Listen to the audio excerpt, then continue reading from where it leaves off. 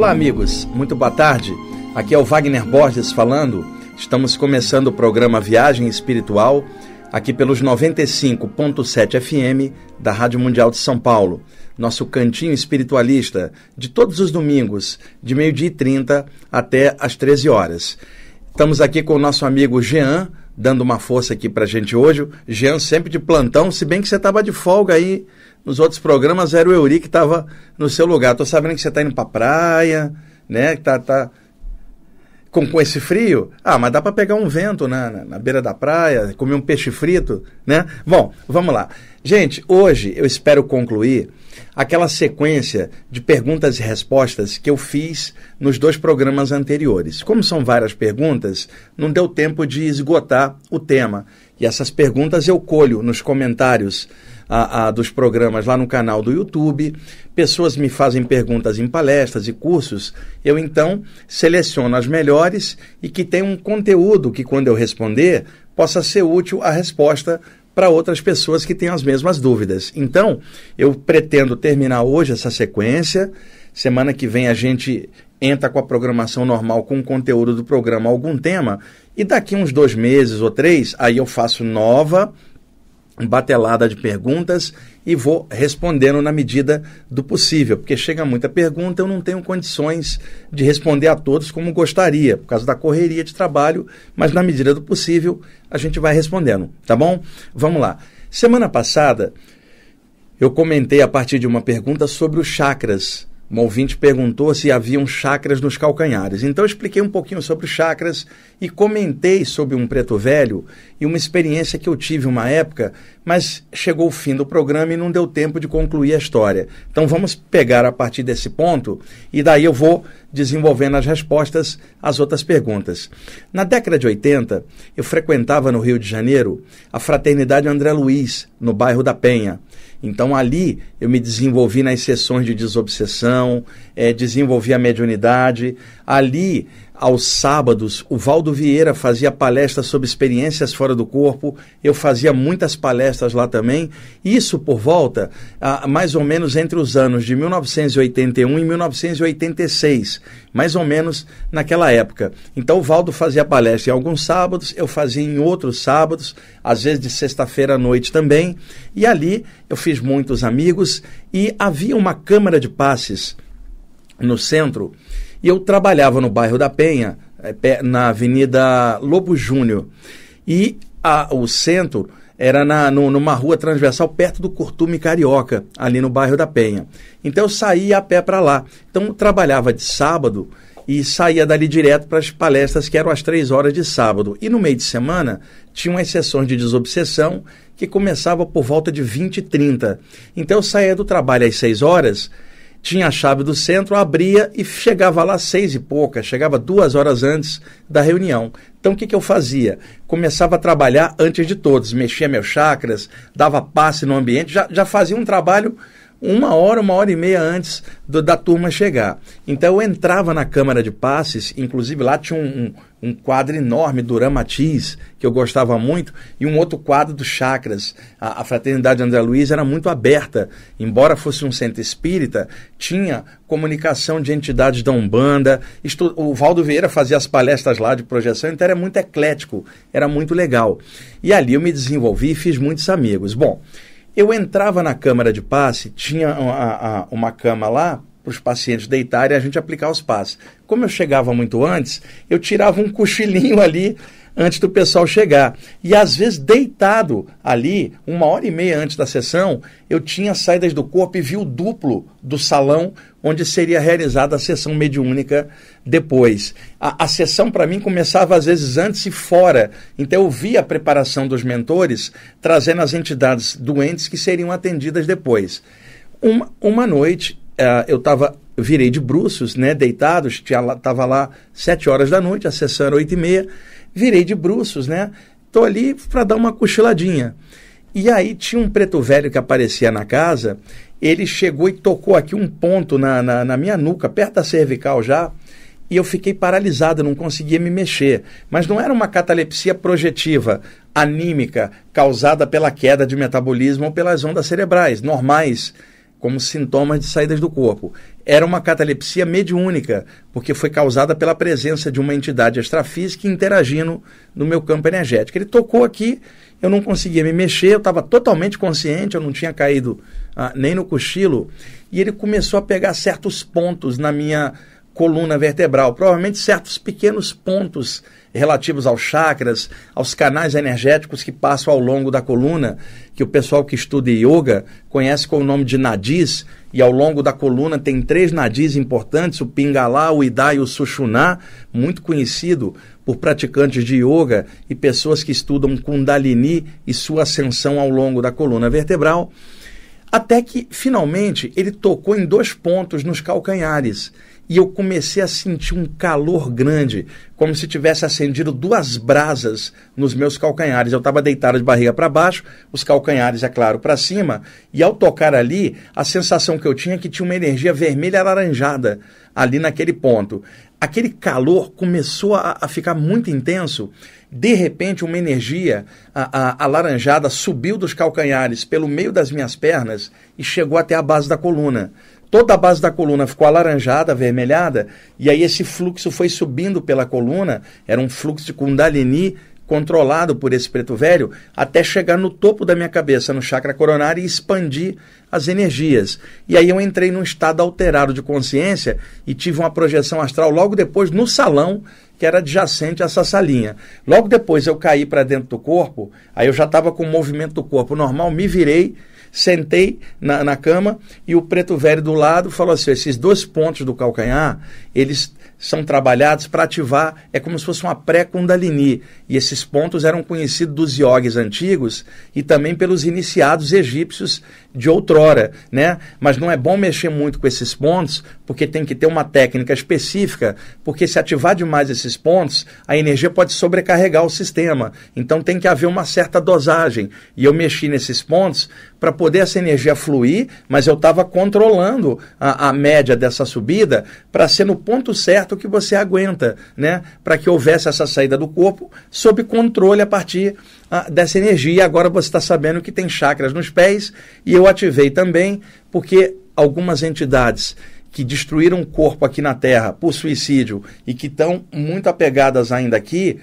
precisa de uma energia mais densa. Então você, como médium, eu já preparei sua energia embaixo para que na sessão você acople a eles que estão muito densos e essa energia mais densa possa ser usada para trabalhar com eles.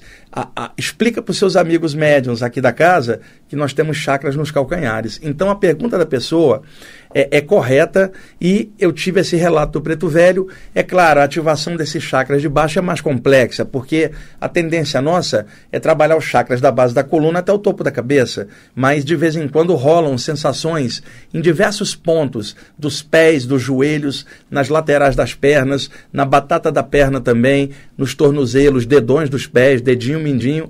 Em suma, a nossa pele é toda aerada e para cada pequeno poro que nós temos, tem uma contraparte na aura. Então nossa aura é toda aerada. E, além dos 7 chakras principais, temos chakras nas mãos, cotovelos, pés, que são secundários relativos aos 7 principais.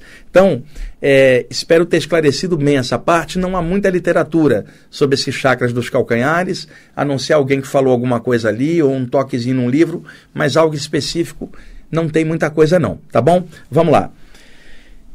Pergunta de outro ouvinte. Até que ponto o café atrapalha as saídas do corpo? Bastante, dependendo da quantidade de café que a pessoa tomar e a hora em que ela tomar. Então, por exemplo, se a pessoa vai deitar às 11 horas da noite e por volta de 10 horas da noite ela tomou um café, o café tem cafeína, a cafeína é estimulante. Se você quer relaxar para dormir, você não pode tomar um estimulante antes de deitar, porque isso vai dificultar inclusive o sono comum. E não é apenas o café. Mate e chá preto também é estimulante. O legal é tomar aqueles chás mais tranquilos. Chá de ervas, camomila, erva cidreira, por exemplo, né, erva doce, porque realmente tem um efeito relaxante. Então, tomar cafeína perto da hora de deitar não é muito interessante, não somente a nível de saídas do corpo, mas a nível de qualidade de sono. Agora, tomar um cafezinho de manhã é uma bênção, né? Eu adoro café, mas eu descobri ao longo do tempo que existe uma certa média. Não seria interessante tomar mais do que 3 xícaras de café por dia. Na verdade, uma média legal seriam 2 xícaras de café por dia, tá? De preferência durante o dia, à noite não. Agora, é claro que algumas pessoas têm um horário diferenciado. Por exemplo, eu chego das aulas que eu faço no meio de semana às 11 da noite.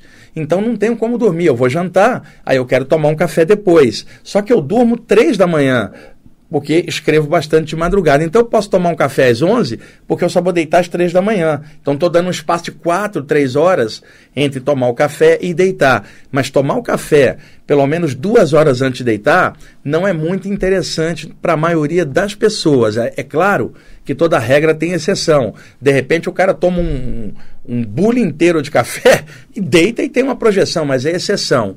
E qual é a condição em que alguém toma muito café? Quando está prestando vestibular, estudando, fica tomando café para ficar acordado. Muitos universitários, né, estudando até tarde, toma café, toma guaraná o pó de guaraná para ativar, porque para não dar sono. É claro que se ativa, dificulta o relaxamento durante o sono, dificulta as saídas do corpo. Eu adoro café, mas eu tomo café normalmente de dia e à noite eu tomo chá. E se eu tomar café tarde, é porque eu irei dormir de madrugada, então dá tempo de dar uma relaxada. Evita excesso de cafeína, principalmente quem estuda as saídas do corpo, mas café é uma maravilha, eu adoro. Mas à noite procura tomar algo mais tranquilo, tá bom? Também me perguntam, eu já até comentei com isso aqui várias vezes, sobre mestres. E o pessoal faz, às vezes, um ranking de mestres. Eu gosto de futebol. Fico imaginando um ranking da Série A e Série B, organizado pela CBF, a Confederação Brasileira de Futebol. Não dá para a gente imaginar que o plano espiritual tenha uma espécie de gradação igual de time de futebol. Então, por exemplo, olha, Wagner, eu ouvi dizer que agora não é Jesus que mais que manda no planeta, é o Saint Germain, porque mudou na era de Aquário. Aí o outro chega e fala, mas eu ouvi dizer que era o Buda. E o outro fala, eu ouvi dizer que era o Krishna. Gente, isso depende de quem fala para você. Um árabe vai dizer que é o Maomé. Um cristão vai dizer que é Jesus. Um budista vai dizer que é o Buda. Então, isso é uma tolice, na verdade. Porque quem disse que existe ranking de mestres para ver quem é o mestre número 1, mestre número 2, mestre número 3, quem é Série A e Série B? E aí, quando me perguntam quem é melhor, Buda, Saint Germain, Jesus, Krishna, a minha resposta é bem óbvia. Eu não tenho a menor ideia de quem é melhor. Eu só tenho uma certeza. Qualquer um deles é melhor do que eu. Então, para mim, a vibração de qualquer um deles está ótima, dentro do universalismo do meu coração. Então, não fiquem se perguntando quem é melhor ou pior no mundo espiritual. Presta mais atenção em você mesmo e veja o que é melhor em você e o que é pior em você. E procura aumentar o que é melhor e diminuir o que é pior. E isso dá um trabalho para várias vidas. Não é à toa que a gente está encarnado cá embaixo para aprender a fazer isso. Agora, escolhe quem você quiser, ou não escolhe mestre nenhum, caminha por sua própria conta, cada um é que sabe de si mesmo. Agora, não existe ranqueamento de mestres ou uma espécie de classificação Série A, Série B e Série C de mestres num plano espiritual. Agora, é óbvio, existe uma hierarquia, claro, onde seres mais elevados, com a mente mais ampla, coordenam os seres que estão numa escala evolutiva menos avançada, numa espécie de hierarquia de irmãos mais velhos para irmãos médios e irmãos menores, que somos nós. Então, no Oriente Antigo, e também na teosofia do século XIX, falava-se muito dos Nirmanakayas. Nirmanakayas é uma expressão hermética, na verdade vem do sânscrito, é uma expressão oriental, que significa o corpo de irmãos maiores. Quando você fala Nirmana, os grandes irmãos. Quando você fala Kaya, Kaya de corpo. Por exemplo, você fala assim, corpo de bombeiros, corpo de médicos, corpo de policiais, corpo de irmãos maiores. Ou seja, um grupo de seres elevados que coordenaria as coisas aqui embaixo. A teosofia chamou esses seres de Nirmanakayas, o Shankara, no Vivekachudamani, que é a joia suprema do discernimento, no século IX depois de Cristo. Na Índia, chamou de almas livres e outras pessoas podem chamar por nomes diferentes. Mas quem comanda mesmo aqui embaixo isso tudo é sempre o todo que está em tudo, a qual qualquer mestre vai sempre falar. Desconfia de qualquer mensagem que vier do mundo espiritual que não remeta a um poder maior, em que o comunicante puxa para si toda a causa. Não, a causa é o todo, o absoluto, que está em todas as coisas. Então, qualquer grande mestre sempre vai falar de um poder maior. Nem Jesus dizia que ele era o tal. Ele dizia, não sou eu que faço essas coisas, mas o poder do Pai é através de mim. Jesus toda hora falava do alto, do Pai. Ele não dizia que ele era a causa de nada. Então, gostando ou não de qualquer mestre ou qualquer outra consciência, vamos sempre remeter ao alto, que é a consciência maior de nós todos, tá bom? Bom, aqui também, na sequência das perguntas, já deixei tudo anotado, é verdade que o chakra da testa, o chakra frontal, comanda os outros chakras? Teoricamente, sim. O chakra da testa, chakra frontal, Ajnan em sânscrito, é chamado centro de comando, Ajnan em sânscrito. Então, esse chakra controlaria todos os chakras abaixo, exceção do chakra coronário, que é o mais alto do sistema. E o chakra frontal está ligado à glândula hipófise, que também é chamada de pituitária. Pode perguntar a qualquer médico qual é a glândula de comando do sistema endócrino, que ao ativar, ativa o funcionamento das outras glândulas. Justamente a glândula hipófise, a pituitária. Como o chakra da testa está ligado a essa glândula, os hindus antigos chamaram de Ajnan, centro de comando, revelando no nome do chakra a função da glândula. Aqui no Ocidente a gente chama de chakra frontal, que é uma noção um pouco mais fácil de se entender. Mas está correto dizer que desse chakra desce o comando de ativação dos outros chakras, exceção do chakra coronário, que é o mais elevado e que está apontando para cima na direção do espaço sideral, praticamente avisando a gente, todo ser humano encarnado, que a próxima etapa evolutiva é em outros orbes, outros lugares, tanto que é o único chakra que aponta para cima dizendo, você não vai ficar aqui para sempre, você vai evoluir na direção de outros níveis mais altos ao longo da evolução. Outra pergunta. Você citou numa gravação de áudio que na antiga Grécia era dado um raminho ou galinho de planta para os que completavam a iniciação. Como é que é isso? Que planta é essa? Gente, na Grécia Antiga, quando alguém completava o ciclo iniciático, e lembrando que na Grécia a Pitágoras viajou para o Antigo Egito, Platão também, há relatos históricos disso, e quando Pitágoras retornou para a Grécia, ele criou o seu próprio centro de iniciação e, é claro, adaptado ao contexto grego, que era diferente do contexto egípcio anterior. Então, ali, dentro dos rituais, dentro das práticas iniciáticas, quando o discípulo chegava num certo grau, davam para ele um nome iniciático, uma roupa iniciática daquele grau, e também lhe davam um raminho de alguma planta, né, representando a passagem de grau. Hoje, na maçonaria, em alguns graus, existe até um reflexo disso. Quando o maçom passa para um certo grau, ele recebe um raminho, uma folhinha de acácia, né? Inclusive, é prático na maçonaria isso. Vários amigos meus maçons, eu comentando sobre as saídas do corpo na iniciação, e que na Grécia davam um raminho de planta para as pessoas, o pessoal me falou, olha, isso é uma acácia, vamos falar isso para você, porque você dá palestra na maçonaria, você está falando de coisa profunda e tal. E essa coisa do raminho que é dada, foi um dos mentores extrafísicos que me contou isso numa saída do corpo, que na Grécia Antiga, na iniciação haviam os testes, as provas de saídas do corpo para os candidatos, para fazê-los perder o medo do invisível durante a saída do corpo, perder o medo do mundo espiritual, porque não daria para imaginar um iniciado espiritual com medo dos espíritos, não teria lógica. Então, uma das formas de quebrar esse medo era a indução de saídas do corpo para que a consciência lá fora, em loco, perdesse o medo das realidades espirituais, reconhecendo que ela mesma também é um espírito, sempre foi, no momento está humana, porque está encarnada, mas sempre é o ser, a entidade, a centelha divina. Nós não deixamos de sê-la por estarmos reencarnados. Então, ao completar esse ciclo, davam um raminho de folha ou uma caça, alguma coisa representativa desse ciclo iniciático ali completado. Vamos lá. Você pode indicar algo sobre saídas do corpo na obra de Allan Kardec? Claro, o próprio Livro dos Espíritos. Eu já comentei isso aqui, inclusive em outros programas. O Livro dos Espíritos é todo em capítulos e respostas.